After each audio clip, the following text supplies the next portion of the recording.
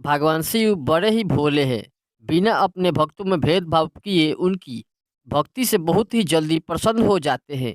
इसलिए तो उन्हें भोले बाबा भी कहा जाता है। यहाँ एक और महादेव को प्रसन्न करना इतना आसान है, तो वहीं इनके क्रोध से किसी को भी खुद को बचाना बेहद ही मुश्किल हो जाता है। शायद यही वजह है कि उन्हें विनाश का देवता भी कहते हैं। चेहरे पर मूरत मुस्कान रखने वाले भगवान शिव कई दुष्टों का भी संहार किया है। भगवान शिव का एक अवतार वीरभद्र का भी एक ऐसा ही रहस्य है। वीरभद्र की उत्पत्ति भगवान शिव के क्रोध के आयोग से पैदा हुई थी। आज हम आपको वीरभद्र के बारे में बताने वाले हैं। वीरभद्र के अवतार का संबंध शिव के भगवान शिव और सती के विवाह संपन्न समय से ही है। प्रजापति दक्ष भगवान ब्रह्मदेव के पुत्र थे। उन्हें प्रजापति अर्थात मानव जाति का राजा भी कहा जाता है। दक्ष के पुत्री सती अपने बाल्यकाल से ही भगवान शिव के भक्त थी। वह हमेशा भगवान शिव की आराधना किया करती थी। अपना सारा समय भगवान शिव के पूजा करने में ही व्यतीत किया करती थी। बचपन में ही शिव को अपना पति मान चुकी थी, लेकिन प्रजापति दक्ष को ये कभी भी स्वीकार नहीं था, क्योंकि वे अपने राज्य का विस्तार करने और खुद को शक्तिशाली सम्मानित करने के लिए अपनी पुत्री का विवाह किसी एक उच्च घराने में करवाना चाहते थे। परंतु शिव तो धन संपत्ति की माया से पूरी तरह से दूर कैलाश पर्वत पर रहते हैं। महादेव तो एक साधारण जीवन जीते हैं, जो दक्ष को बिल्कुल ही पसंद नहीं था। जब सती विवाह आयोग हुई तब दक्ष ने विवाह सम्मेलन किया ताकि सती अपने पसंद से अपने वर का चुनाव करे। सम्मेलन में प्रजापति दक्ष ने सभी देवताओं को आमंत्रित किया, लेकिन भगवान शिव को निमंत्रण नहीं भेजा। सती वहां पर भगवान शिव को ना पाकर बहुत ही दुखी हुई और उन्होंने अपनी माला को हवा में उछाल दिया। और माता सती ने कहा, अगर मैंने अपनी बाल्य अवस्था से ही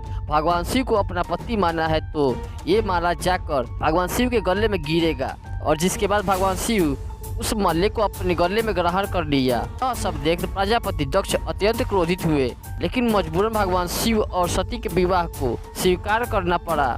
लेकिन फिर भी उन्होंने भगवान शिव को नहीं अपनाया। कुछ समय के बाद दक्ष ने एक बहुत ही बड़ा यज्ञ का आयोजित किया। उसमें उन्होंने सभी देवताओं और ऋषि मुनियों को बुलाया, लेकिन भगवान शिव और अपनी पुत्री सती को निमंत्रण नहीं भेजा। इस यज्ञ के बारे में जब माता सती को पता चली तो वह बिना आमंत्रण के ही नंदी के साथ वहां पर चली गई। जब प्रजापति दक्ष ने सती को वहां देखा तो तब दक्ष ने सती और उनके पति महादेव का अनादर करना शुरू कर दिए। माता सती को अपने पति का अनादर सहन नहीं हुआ और उन्होंने आदि शक्ति का रूप धारण कर अपने खुद की ऊर्जा से खुद को भस्मीभूत कर दिया। जब इस घटना के बारे में भगवान शिव को पता चली तो वे अत्यंत क्रोधित हो गए और उनका क्रोध अनियंत्रण हो गया और भगवान शिव अपना उग्र रूप धारण कर क्रोध में आकर तांडव करने लगे और अपनी एक जटा उखाड़ ली, जो बिजली और आग के समान लपट रही थी और उनके क्रोध से पूरी सृष्टि कांपने लगी थी। और उन्होंने इसी क्रोध में आकर वीरभद्र की उत्पत्ति की और वीरभद्र को यह कहकर आदेश दिया कि वह प्रजापति दक्ष और उनकी सेना का विनाश करे। वीरभद्र महादेव का आज्ञा पाकर अत्यंत क्रोधित हो गए। वीरभद्र ने बिना समय देर किए महादेव का आज्ञा का पालन करना शुरू कर दिए। कंकल क्षेत्र में जाकर दक्ष की सभी सेना का विनाश करने लगे। यह सब देख वहां पर भगदड़ मच गई। देवता और ऋषि मुनि वहां से भाग खड़े हुए। हालांकि दक्ष को परास्त करना बहुत ही कठिन था, लेकिन कुछ देर के बाद भगवान विष्णु दक्ष की रक्षा हेतु वचनबद्ध थे और उन्होंने वीरभद्र को अपने प्रत्यंचा में कसकर बंदी बना लिया।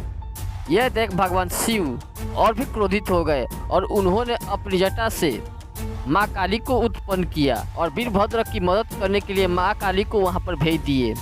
माँ काली वहां विष्णु से वीरभद्र को आजाद किया, जिसके बाद वीरभद्र दक्ष के समस्तक को उसके धड़ से अलग कर दिए, उनको मृत्यु दंड दे दिया।